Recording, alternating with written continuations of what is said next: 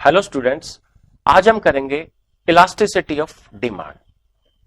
So elasticity of demand is a quantitative concept, यानी कि law of demand हमें बताता है कि जब भी कभी किसी चीज के प्राइस में चेंज होता है, यानी कि अगर प्राइस गिरता है तो डिमांड बढ़ती है और अगर प्राइस बढ़ता है तो डिमांड गिरती है। यानी कि वो केवल क्वालिटी को बताता है कि प्राइस के बढ़ने से डिमांड गिर जाती है और प्राइस के गिरने से डिमांड बढ़ जाती है। So law of demand is a qualitative aspect, but elasticity of demand हमें यह बताता है कि अगर प्राइस में 5% चेंज होता है तो डिमांड में कितना परसेंट चेंज होगा। क्या डिमांड भी 5% गिरेगी? क्या डिमांड बिल्कुल नहीं गिरेगी? क्या डिमांड इंफिनिटिव अनप्रेडिक्टेबल गिरेगी, या डिमांड 5% से कम गिरेगी, या डिमांड 5% से ज्यादा गिरेगी। सो इलास्टिसिटी ऑफ डिमांड का मतलब है it is the degree of responsiveness in quantity demanded of a commodity due to change in its price, due to change in the income of the consumer and due to change in the price of a related good. So elasticity of demand is mainly of three types. Elasticity of demand mainly तीन तरह की होती है. The first is the price elasticity of demand, यानी कि जब price के कारण हमारी क्वांटिटी डिमांडेड में चेंज होता है. Second, income elasticity of demand, यानी कि जब कंज्यूमर की इनकम में चेंज होने के कारण जो हम डिमांड करते हैं, क्वांटिटी डिमांड करते हैं, उसमें चेंजेस आते हैं. And third, cross elasticity of demand in case of related goods, यानी कि सब्स्टिट्यूट गुड और कॉम्प्लीमेंट्री गुड्स के रिलेशन में एक गुड का जब प्राइस होता है तो दूसरी की डिमांड में जो चेंज आता है उसको हम मेजर करते हैं क्रॉस इलास्टिसिटी ऑफ डिमांड से. सो द प्राइस और the elasticity of demand is mainly of three types: price elasticity of demand, income elasticity of demand, and third is the cross elasticity of demand. Now सबसे पहले अब हम करेंगे price elasticity of demand. So it is the degree of responsiveness in quantity demanded of a commodity due to change in its price and other things being remains the same. It means there is no change in the factors other than price. Or we can say that it is equal to the ratio of the percentage change in quantity demanded to a percentage change in the price. Now we talks about the types of the price elasticity of demand. जो price elasticity of demand है वो 5 तरह की होती है, यानी कि there are 5 degrees of the price elasticity of demand. The first degree of the price elasticity of demand is the perfectly elastic demand, यानी कि when ED is equal to infinitive.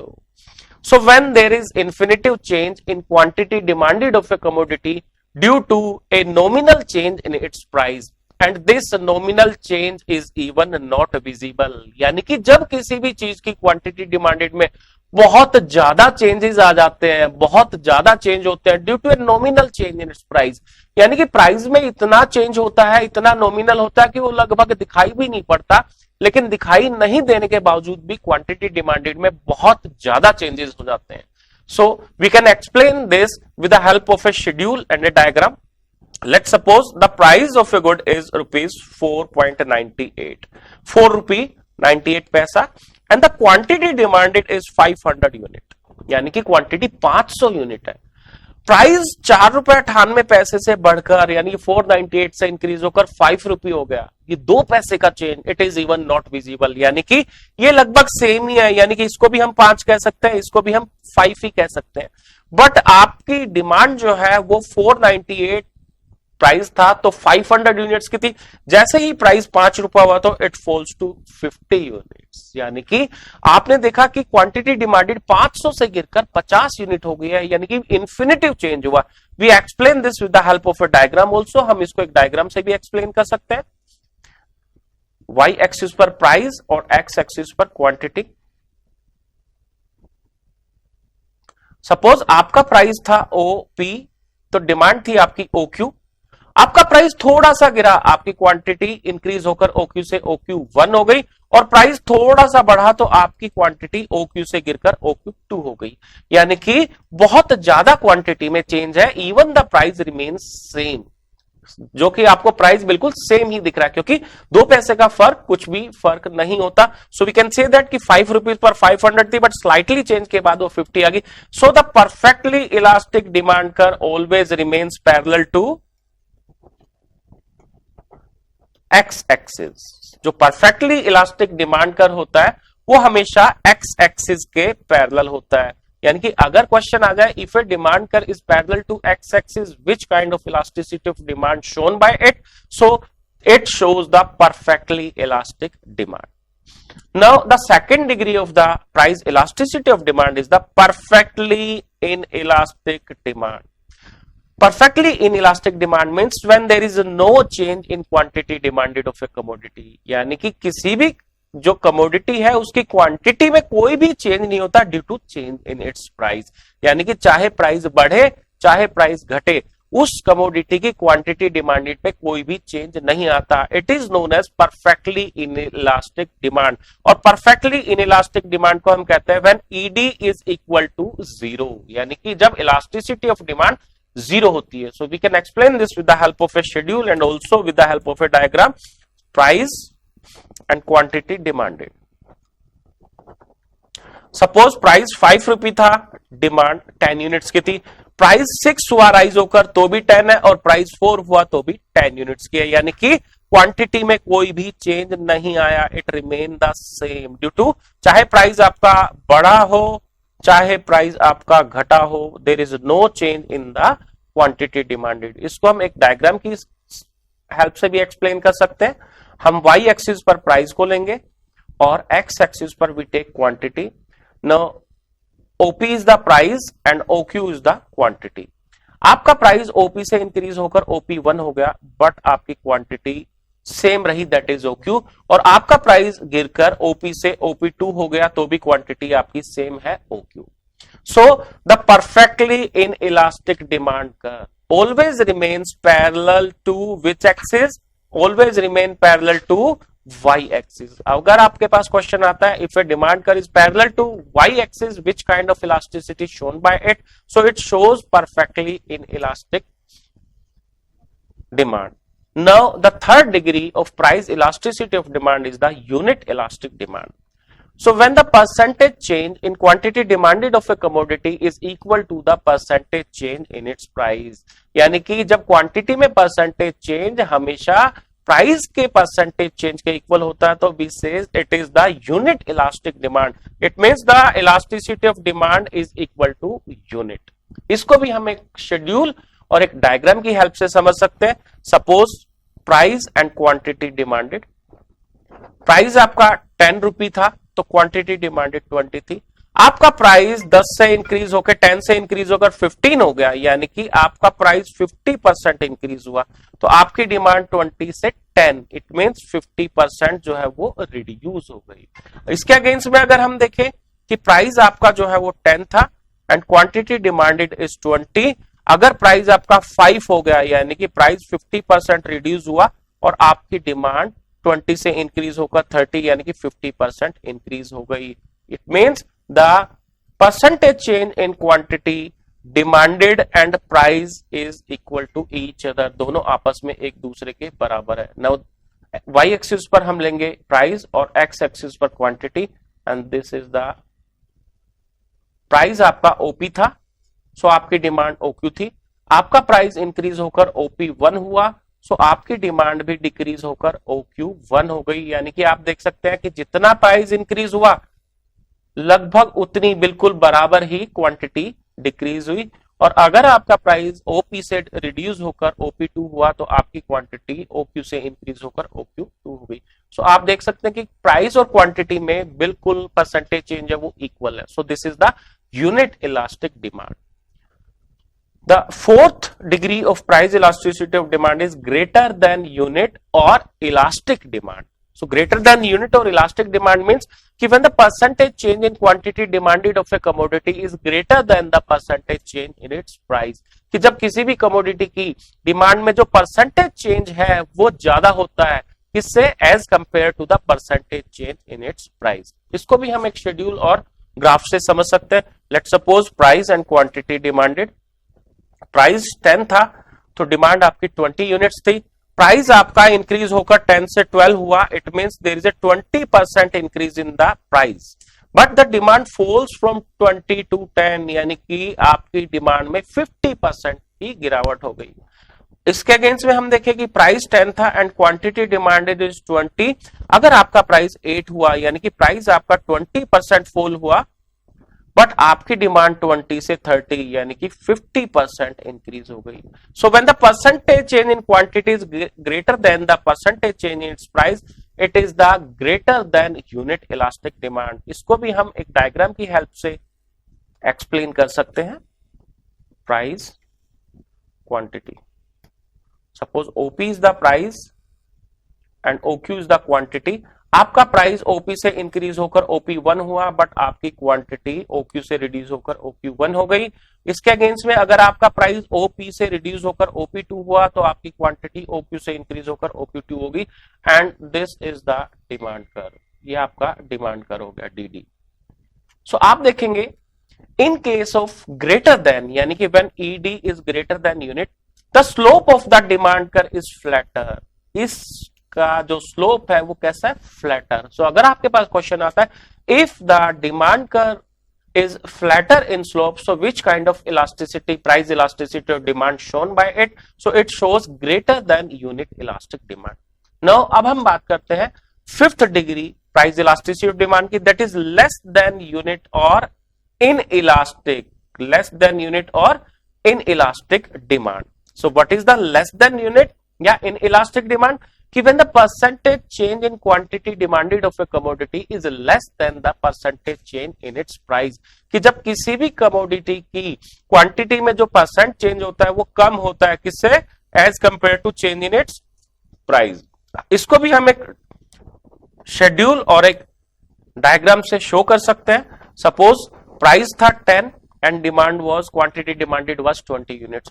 Price 10 से राइज होकर 15 हुआ, यानी कि there is a 50% rise in the price, but आपकी demand 20 से 16 हुई, यानी कि 20% चेंज इन द क्वांटिटी। इसके अगेंस्ट में अगर हम देखते हैं प्राइस 10 था और क्वांटिटी डिमांडेड आपकी 20 यूनिट्स थी, प्राइस जो है वो 10 से रिड्यूस होकर 5 हो गया, यानी कि there is a 50% fall in the price and आपकी डिमांड 20 से 24, यानी कि there is a 20% increase in the quantity demanded. यानी कि when the percentage change in quantity is less than the percentage change in its price, it is the less than unit elastic और inelastic demand. Now we explain it with the help of a diagram. Y axis पर हमने price को लिया और x axis पर we take quantity. Now the price is OP and quantity is OQ.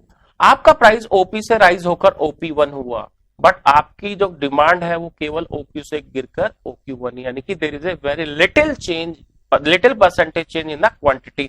अगर आपका price OP से गिरकर ओपी 2 हो गया, बट आपकी क्वांटिटी केवल ओक्यू से इंक्रीज होकर ओक्यू 2 हुई। So this is the demand curve. So आप इसका स्लोप देखें और जो हमने लास्ट डायग्राम किया था उसका स्लोप देखें, इन दोनों के स्लोप में बहुत फर्क है। ये फ्लैटर स्लोप है, ये ग्रेटर देन यूनिट को शो करता है, बट लेस देन यूनिट जो इलास्टिक डिमांड होती है उसका जो स्लोप है वो स्टीपर है। यानी कि if the slope of a demand curve is steeper, so it always shows less than unit, यानी कि ED is less than unit, less than unit elastic demand. Now अब हम करेंगे methods to measure price elasticity of demand, यानी कि price elasticity of demand को measure करने के methods.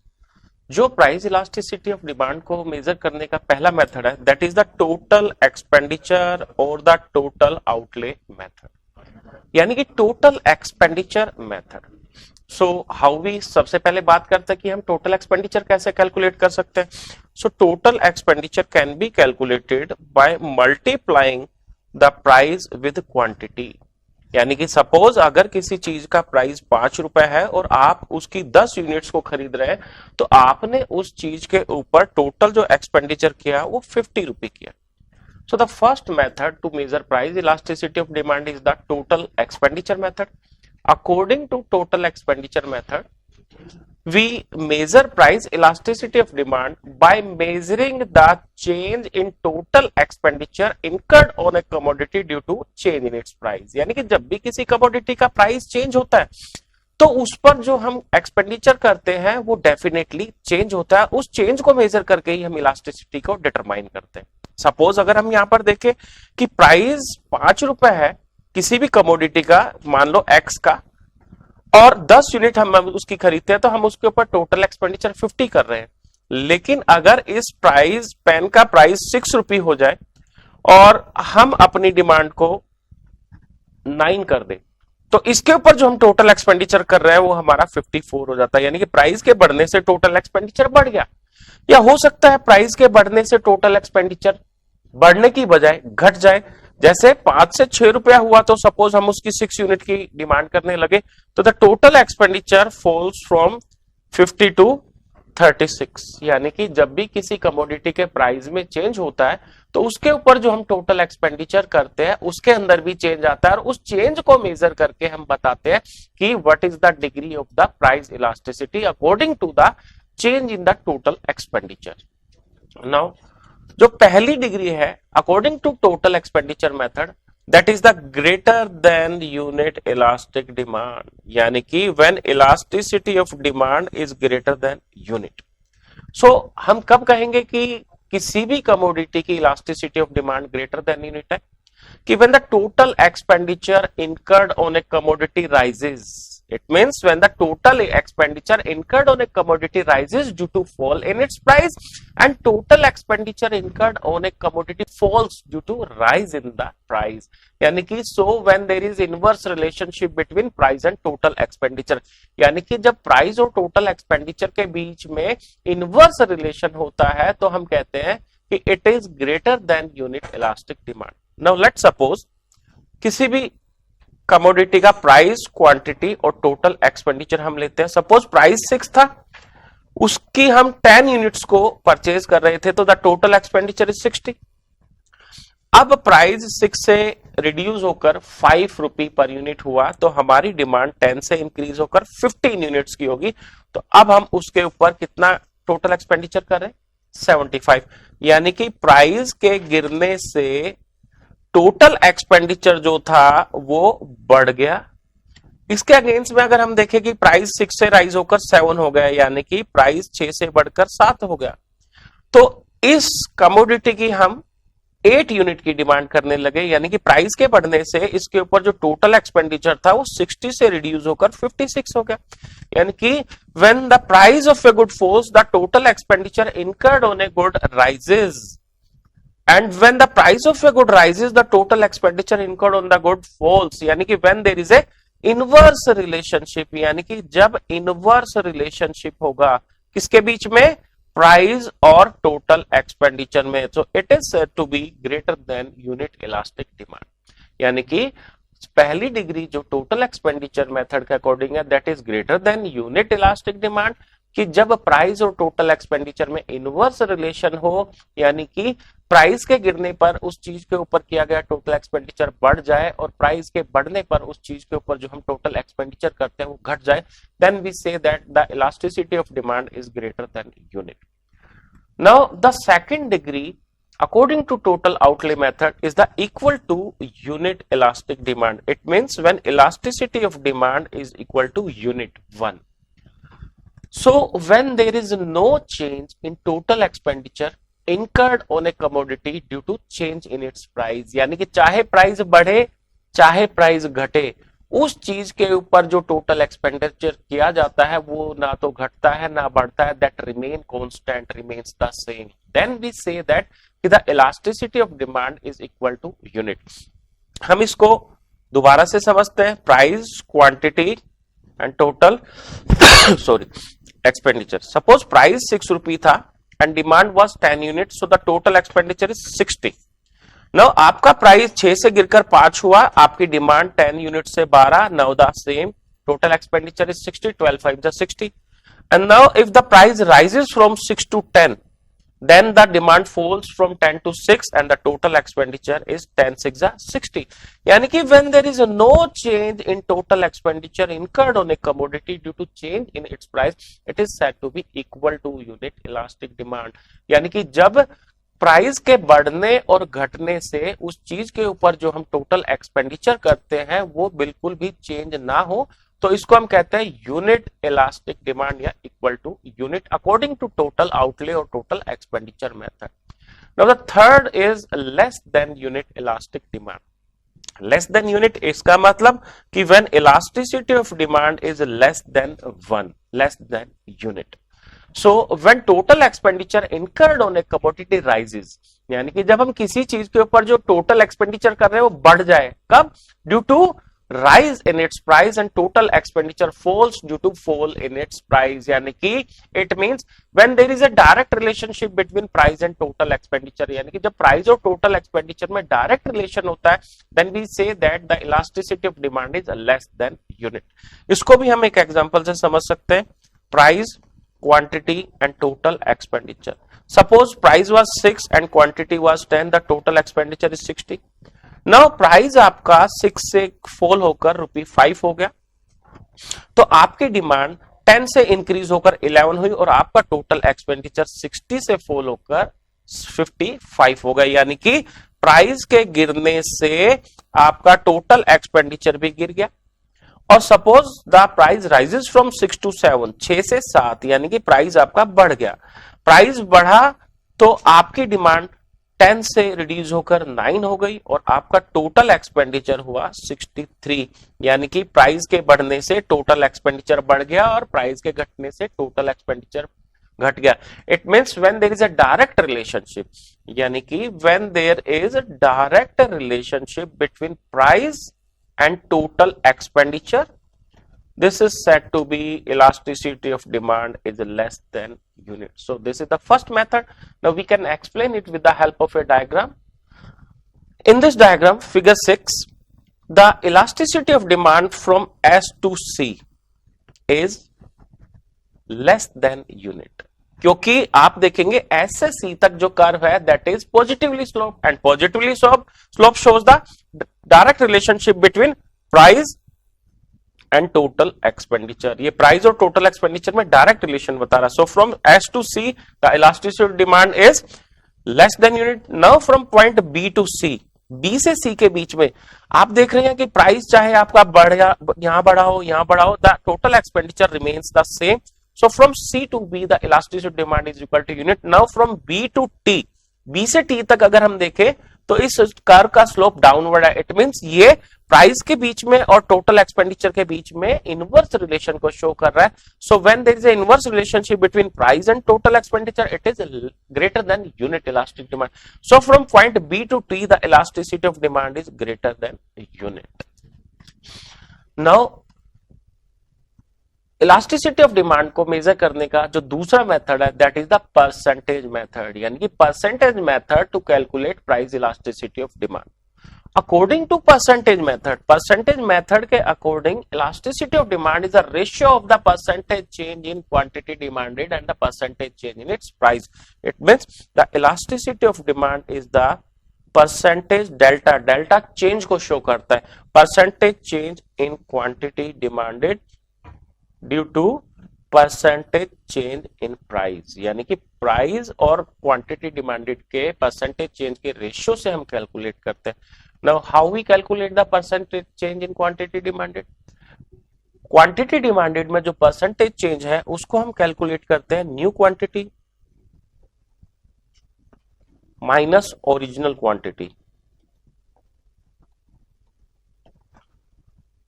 divided by original quantity into 100. Now how we calculate the percentage change in price? Price में percentage change को हम कैसे कैलकुलेट करते हैं? New price minus original price divided by original price into 100. Suppose किसी भी कमोडिटी का price 5 rupees था तो उसकी quantity demanded was 10. Now price 5 से इंक्रीज होकर 7 हुआ, प्राइस 5 से इंक्रीज होकर 7 हुआ तो डिमांड उसकी रिड्यूस होकर 10 से 5 हो गई. सो 5 इज द ओरिजिनल प्राइस, यानी कि and 10 is the original quantity. 7 is the new price and 5 is the new quantity.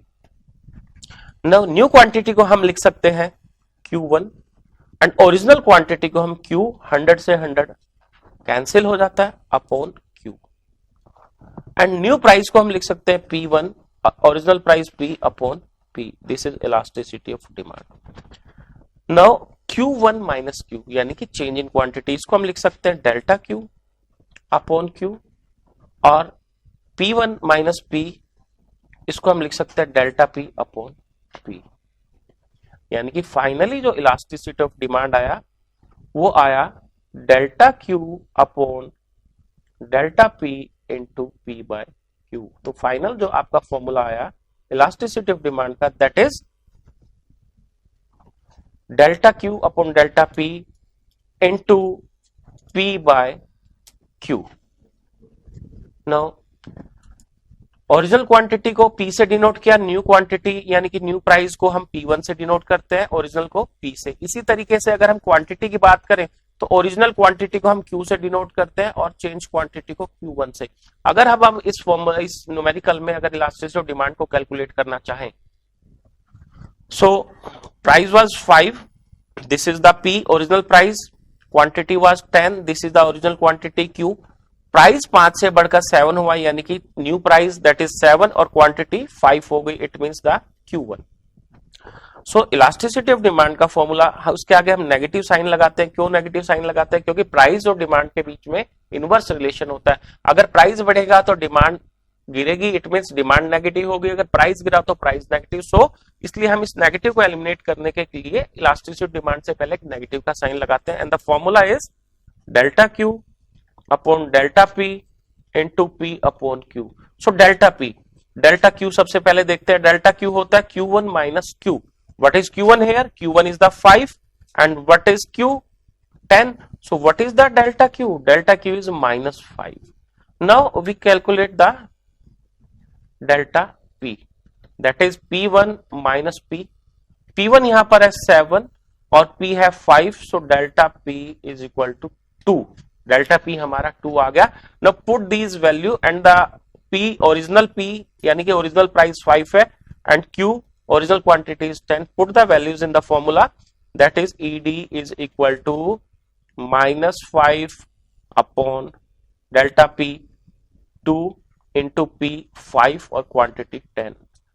5 से 5 to the 10 it means minus 5 by 4.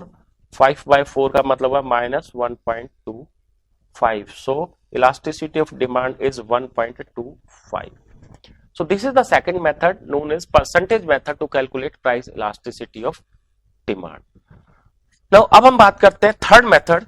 It is known as point method और geometric method to measure price elasticity of demand. यानी कि price elasticity of demand को measure करने का geometric method या point method. According to this method, we measure the price elasticity on the points of a downward sloping demand curve. Let's suppose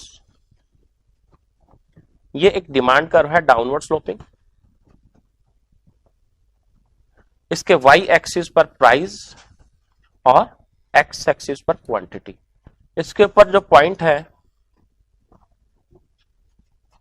5 point हम लेते हैं. Point A, point B, point C, point D and point E. So there are 5 points on the downward sloping demand curve. Elasticity of demand का जो formula होता है according to point method, that is lower segment of demand curve divided by upper segment of demand curve. It means अगर हम point method के according elasticity को measure करना चाहते हैं तो उसका फॉर्मूला है lower segment of demand curve divided by the upper segment of demand curve. Now elasticity of demand at point A, यानी कि ए पॉइंट पर इलास्टिसिटी ऑफ डिमांड क्या होगी. So at point A we know that elasticity of demand is equal to lower segment upon A point पर अगर हम lower segment देखें so there is no lower segment, कोई भी lower segment नहीं है. It means the lower segment is 0 but A point पर the upper segment is A E, जो आपकी अपर सेगमेंट है दैट इज ए ई, ये पूरी की पूरी आपकी अपर सेगमेंट है ए ई. सो lower segment upon upper segment, it means 0 divided by AE. It means when 0 is divided by any real number, it tends to be 0. यानी कि हम 0 को कभी भी divided by any real number, it tends to be equal to 0. So elasticity of demand is equal to 0 at point A point पर जो elasticity of demand है वो हमारी 0 के इक्वल है. Now we calculate the elasticity of demand at point B. So ED at B, B point पर elasticity of demand हुई lower segment upon upper segment, और बी पॉइंट पर जो लोअर सेगमेंट है that is A E point के बराबर आपका, sorry B ए आपका जो है वो लोअर सेगमेंट है. It means B A divided by upper segment is BE, upper segment आपका बीई है. So B A is less than BE, जो बी है यानी कि लोअर सेगमेंट छोटी है, लेस है किससे, अपर सेगमेंट से. So elasticity of demand is less than unit at point B, यानी कि बी पॉइंट पर जो आपकी इलास्टिसिटी डिमांड है वो लेस देन यूनिट हो जाती है. Now at point C, at point C point पर भी formula lower segment upon upper segment. What is the lower segment, C A is the lower segment and C E is the upper segment. So C A upon C E, CA upon CE. So CA is equal to CE. It means lower segment और upper segment आपस में एक दूसरे के बराबर है. So elasticity of demand is equal to 1 at point C. C point पर जो elasticity of demand है वो 1 के इक्वल है. Now at point D, point D पर भी lower segment upon upper segment. Lower segment D point पर है DA is the lower segment and DE is the upper segment. So DA upon DE and DA is greater than DE. जो DA है वो greater है DE से. So ED is greater than unit at point D. It means ED is greater than unit. Now at point E, E point पर भी lower segment upon upper segment and the lower segment is EA and upper segment is 0. So EA upon 0. When any real number is divided by 0, it tends to be infinitive. यानी कि किसी भी real number को जब आप 0 से divide करते हैं तो इंफिनिटी की तरफ चला जाता है. सो ED is equal to infinitive at point E. E point के ऊपर जो ED है that is equal to infinitive. So this is the point method to calculate elasticity of demand.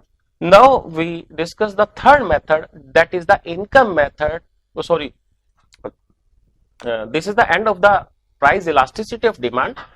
Now we discuss about the income elasticity of demand. So elastic demand को measure करने के 3 method है. पहला method हुआ आपका total expenditure, दूसरा हुआ percentage method और तीसरा हुआ आपका ज्योमेट्रिक और point method. Now we discuss about the income elasticity of demand. So in the word of Watson, income elasticity of demand means the ratio of percentage change in quantity demanded to the percentage change in the income. So it is the ratio of the percentage change in quantity due to percentage change in income of the consumer. So we can say that ki income elasticity of demand, it is denoted by YED. So it is the ratio of the percentage change in quantity demanded due to percentage change in income of the consumer, यानी कि consumer की income के change होने से जो आपकी demand में change होता है उसके रेशियो से जो है वो हम इनकम इलास्टिसिटी ऑफ डिमांड को कैलकुलेट कर सकते हैं। Now the types of income elasticity of demand, जो सबसे पहला तरीका है, the first type of income elasticity of demand is the positive income elasticity of demand. Positive income elasticity of demand का मतलब कि when quantity demanded of a commodity increases due to increase in the price and quantity demanded of a commodity falls due to fall in its price, यानी कि income के बढ़ने पर जब quantity demanded भी बढ़ जाए और इनकम के घटने पर क्वांटिटी डिमांडेड भी घट जाए, so it is said to be positive income elasticity of demand. It means when the quantity demanded of a commodity increases due to rise in the price of the income and quantity demanded falls due to fall in the price of the fall in the income of the consumer. Now जो पहली degree है income elasticity of demand की, that is positive income elasticity of demand, first type is the positive income elasticity of demand and it has 3 degrees, यानी कि positive income elasticity of demand की 3 degree होती है। The first is greater than unit positive income elasticity of demand, यानी कि पहली जो degree है positive income elasticity of demand की, that is greater than unit positive income elasticity of demand. So when the elasticity of demand said to be greater than unit positive, कि when the percentage change in quantity demanded of a commodity is greater than the percentage change in income of the consumer, यानी कि हम कह सकते हैं कि जब किसी भी कमोडिटी की क्वांटिटी डिमांडेड में परसेंटेज चेंज ज्यादा हो as compare to the percentage change in income of the consumer. Suppose the delta Y is equal to 20% and change in quantity demanded is 50%. So elasticity, income elasticity of demand is percentage change in quantity due to percentage change in income. So YED is equal to 50 by 20. So it is 2.5, यानी कि that is greater than unit. So luxurious goods always have greater than unit positive income elasticity of demand. Sorry. So अगर आपसे question पूछा जाए कि if a good have greater than unit positive income elasticity of demand, so which kind of good it is? So it is the luxurious goods. So luxurious goods always have greater than unit positive income elasticity of demand, and the second degree of the positive income elasticity of demand is the equal to unit positive income elasticity of demand, यानी कि इकाई के बराबर और unit elastic income elastic demand. So when the percentage change in quantity demanded of a commodity is equal to the percentage change in income of the consumer, यानी कि जब quantity में परसेंटेज चेंज और इनकम में percentage change जो है वो बराबर हो तो हम उसे कहते हैं unit income elastic demand. Let suppose कि the delta Y is equal to 10%, यानी कि इनकम में 10% इंक्रीज हुआ, due to that the quantity also rises 10%। So elasticity, income elasticity of demand is equal to percentage change in quantity divided by percentage change in price. So 10 upon 10 is equal to unit. Comfort goods always have equal to unit elastic demand, यानी कि जो comfort goods होती है उनकी elasticity of demand हमेशा unit के equal होती है। comfort goods का मतलब जिनसे हमारा कंफर्ट बढ़ता है, फ्रिज हो गए, डबल बेड हो गए, सोफा हो गए, they all are the comfort good. So जब कंज्यूमर की इनकम बढ़ती है तो वो लगभग कंफर्ट गुड्स की उतनी ही परसेंटेज से डिमांड इंक्रीज करता है। So comfort good always have equal to unit positive income elasticity of demand, and the third degree of positive income elasticity of demand is less than unit positive income elasticity of demand. So when the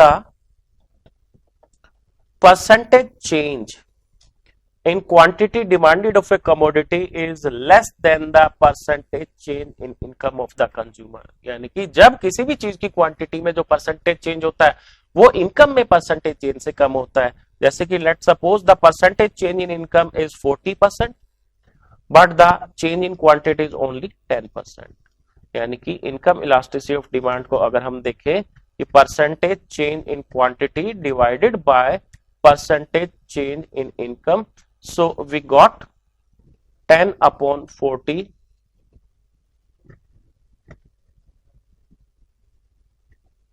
0.25 and it is less than unit। so necessity goods,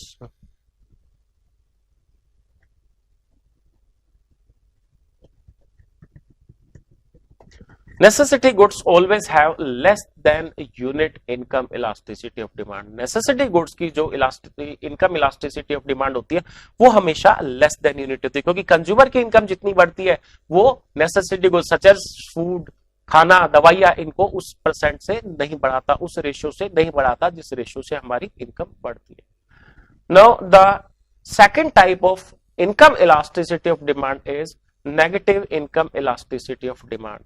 So negative income elasticity of demand means कि when quantity demanded of a commodity falls due to rise in the income of the consumer and quantity demanded rises due to fall in the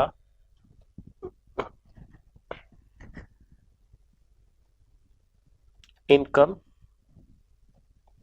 of the consumer। यानी कि जब income और demand के बीच में inverse relation हो, so inferior good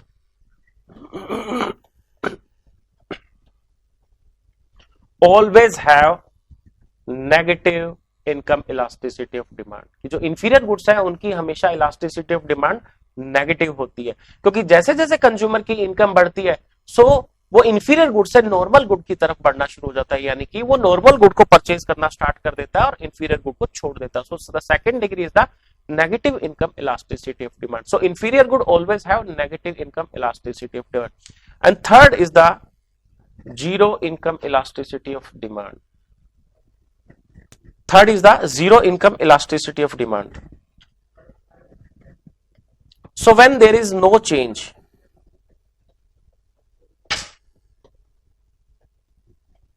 in quantity demanded of a commodity due to change in the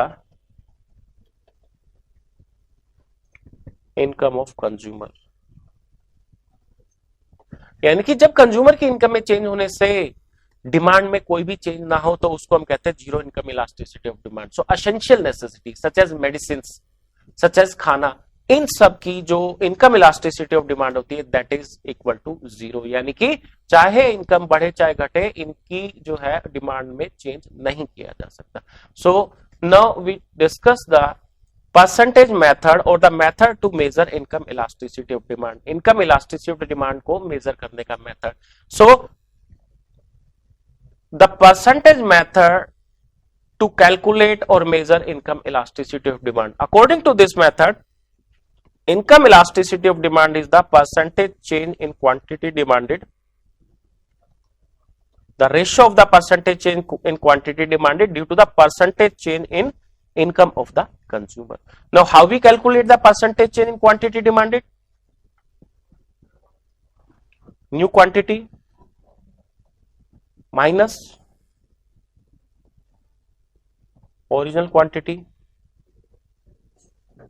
divided by original quantity into 100। up now the percentage change in income, change income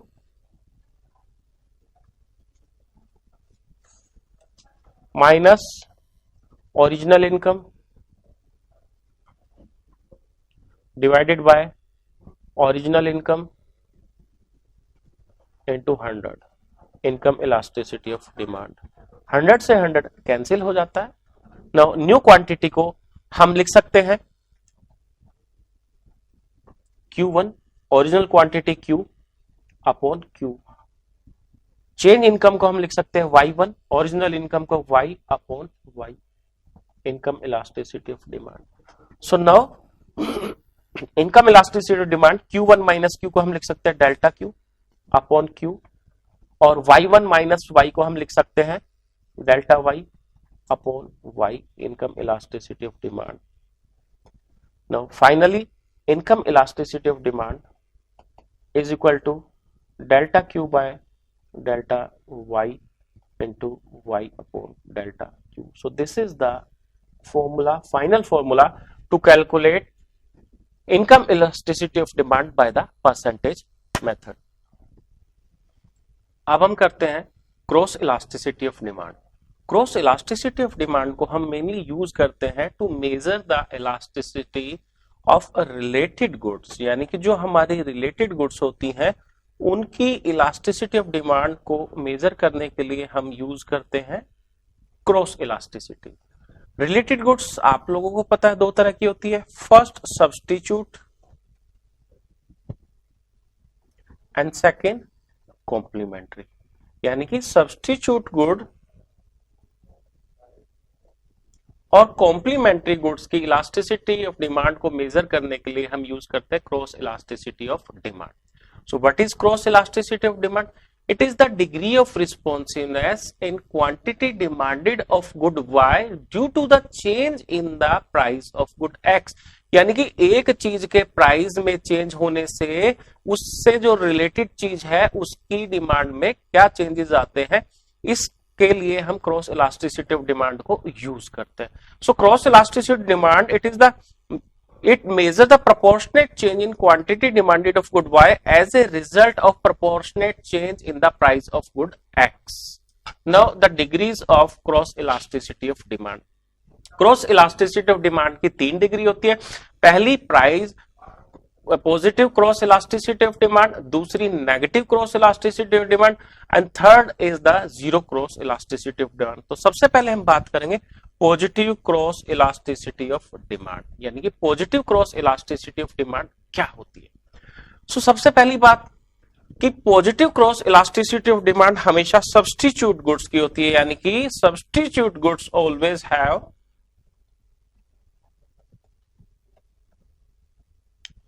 positive cross elasticity of demand. कि substitute goods की cross elasticity of demand हमेशा positive होती है।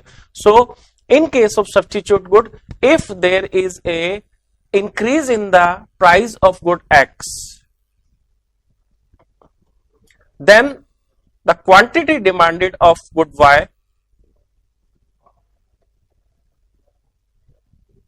also increases।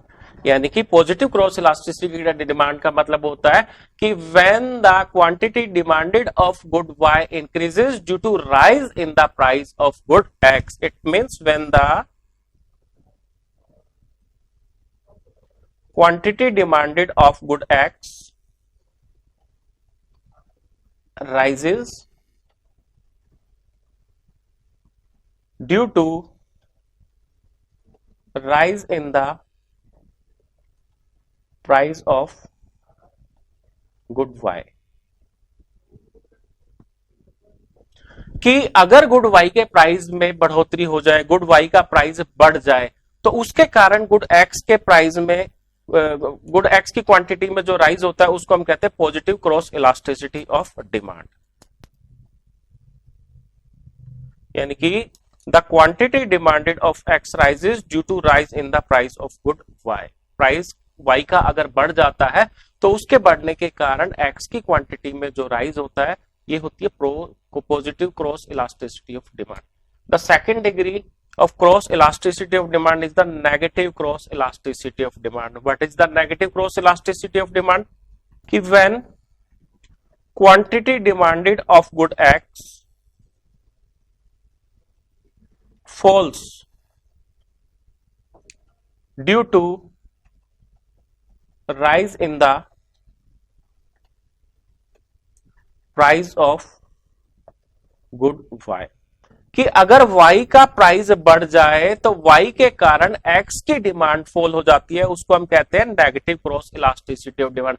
यानी कि एक चीज के प्राइस के बढ़ने से दूसरी की डिमांड का घट जाना। सच एज अगर पेट्रोल का प्राइस बढ़ता है तो आपकी कार की डिमांड घट जाती है। सो it shows negative cross elasticity of demand. And third, zero cross elasticity of demand. Zero cross elasticity of demand means when there is no change, when there is no change in quantity demanded of good X due to change in the price of good Y. यानी कि जब good X की quantity में कोई भी change ना हो good Y के प्राइस चेंज होने से, यानी कि when the goods are not related to each other, when the goods are not related to each other, ना ही तो वो सब्स्टिट्यूट है आपस में, ना ही वो कॉम्प्लीमेंट्री है, then the cross elasticity of demand is zero. Now we discuss the percentage method, यानी कि the method to measure cross elasticity of demand.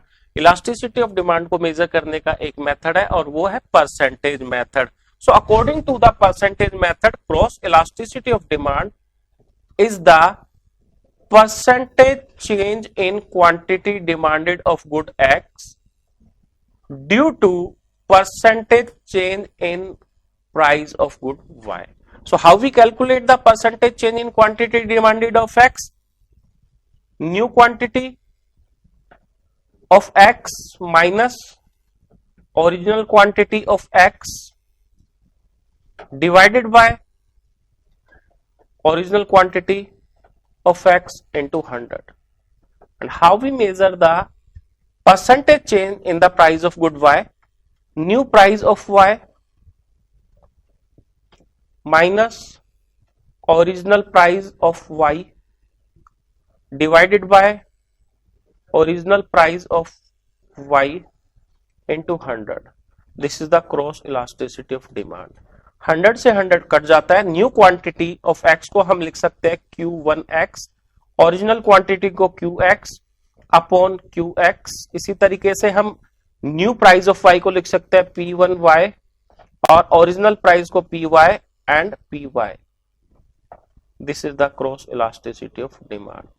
Now new quantity of X minus original quantity of X को हम लिख सकते हैं delta quantity of X upon quantity of X, और the new price of Y minus original price यानी कि change in price को हम लिख सकते हैं delta PY upon PY, cross elasticity. So finally cross elasticity of demand का जो फॉर्मूला आया वह delta quantity of X upon delta price of Y, delta price of Y into price of Y divided by quantity of X. So this is the final formula to calculate cross elasticity of demand. So cross elasticity of demand के बारे में हमें सिर्फ तीन चीजें बहुत important याद रखनी है। If the cross elasticity of demand is positive, then the two goods are substitute. And if it is negative, then the goods are complementary. So this is the end of elasticity of demand, and in the next chapter we will discuss the supply.